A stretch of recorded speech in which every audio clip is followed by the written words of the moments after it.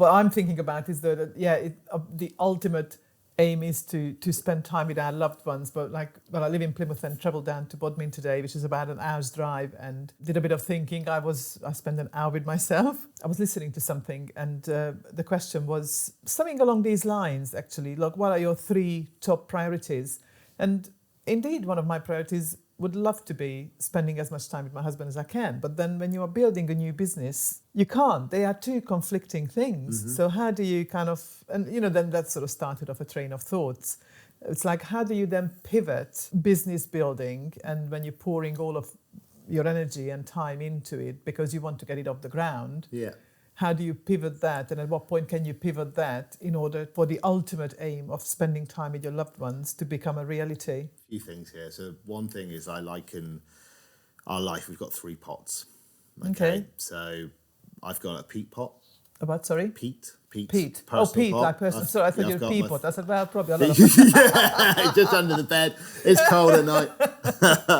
So I need to have an Ildiko pot. Yeah, so you've got your own personal pot, you've got your business pot, and you've got your family pot. Right. Which is obviously, your husband pot and extended family. All pots or all cups need to be the same. And now what you'll always find most of the time in life, one of them's probably overflowing with maybe too much because you're leaning too hard into something. Yeah, my business one is definitely there. Okay, so therefore the pot possibly with the family or the Ildiko pot is less. But actually, if you can get them at a nice level, then everything else will grow. It will all just grow naturally. That's my thought process. Because actually, again, if I'm not getting in the sea, if I'm not having a sauna, if I'm not looking after myself, then Very speed, yeah. Yeah, but then also if I'm spending a lot of energy with my children and making sure that the family are okay and they're possibly a bit of stress or whatever, then actually the business is suffering a little bit. So it's not easy, but I think if you can get all 3 as level as possible, but also being aware if one is properly overflowing, because that means that you've put a lot of energy into something, but actually by having time for yourself and going for a walk and having a bit of nature, that's when the ideas come.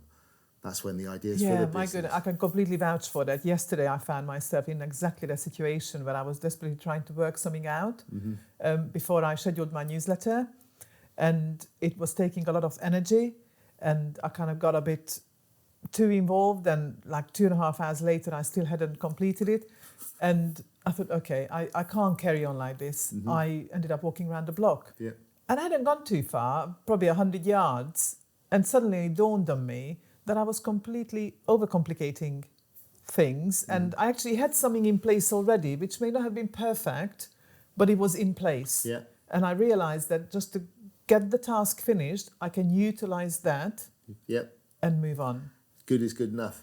There's another one. And then next week, I can work on it a little bit more because now I know what needs to be done, and I can just switch it over to the new solution, and then it will be that much better. Yeah.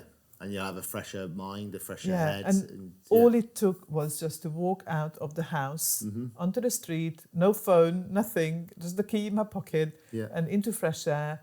And it was windy, pulled my hood on, and immediately, literally just sort of blew away that fuzziness, that sort of involvement. And I think that's, over the years of my different businesses that I've got, I think especially with the Chef Tree, which is the core business that pays for our lifestyle. What, the lifestyle in the caravan? Yeah, well, that's it. No, that's it. That's a different lifestyle. That's a separation lifestyle. That's me crafting my future, basically. Okay, sorry. Yeah, don't have to apologise. It's a good move for me, but it's not called a caravan. It's called the Forge. I've called it, so I'm forging my future. Words are really important. Paying for the school, paying for the house, paying for the blah blah blah blah blah.